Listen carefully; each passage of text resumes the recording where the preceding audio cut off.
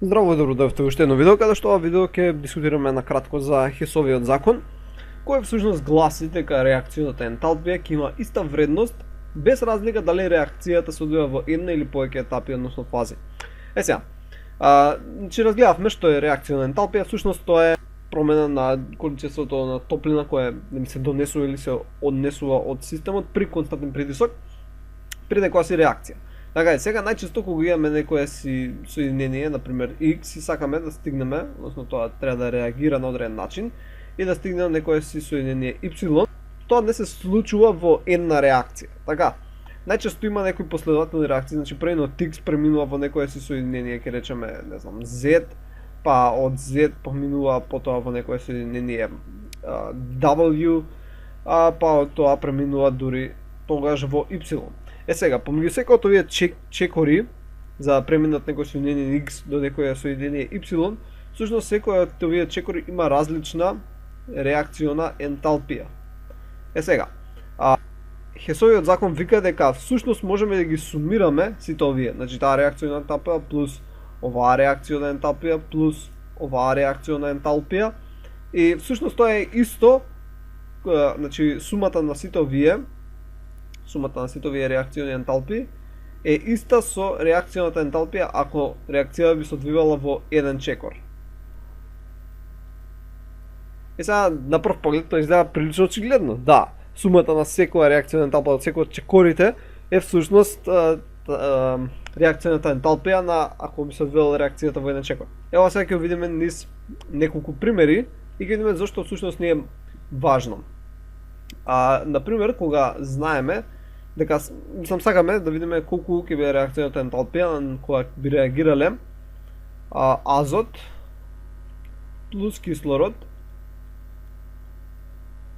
Ова иначе се бележи една половина азот, бидејќи секогаш обично се бележи молекуларен азот, а бидејќи имаме еден атом на азот, затоа бележиме една половина од N2 плюс молекуларен кислород се добива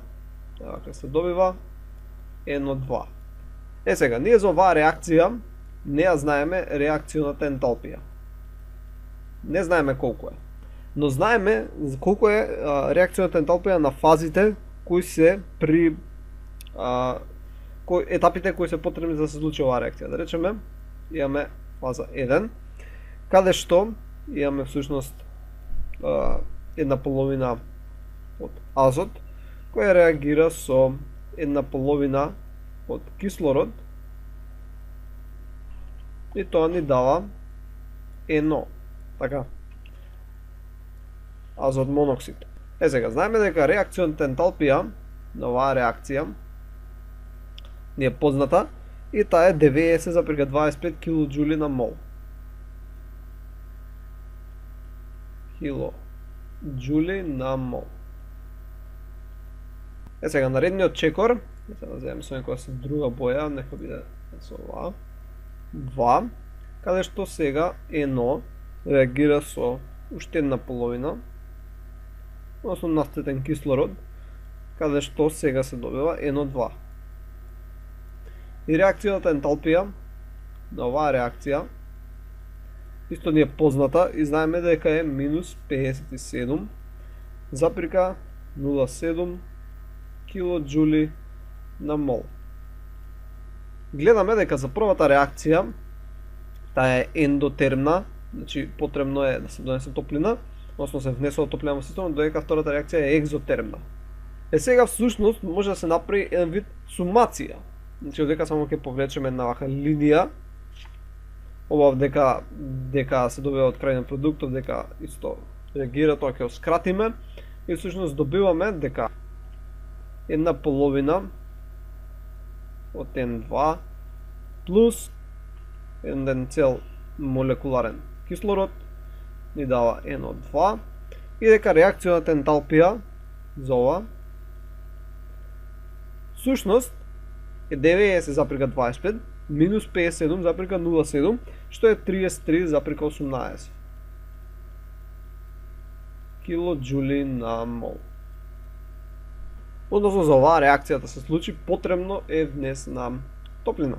И сега овако би го направиле например на еден график, Така ќе направиме еден графика овдека. Каде што за да се случи првата реакција, ќе бележам со виолетово, значи првата беше од еден азотен атом со еден кислороден атом се добие ено. Речеме првата потребно ми беше да се искачиме овдека, значи ова е реакција на енталпија. Требаше овдека да биде триаголничето. Ајва, ќе направиме, ќе поправиме. Каде што овдека всушност ни беа потребни приближно колку беа 90 кома нешто килоџули на мол. И добивме ено.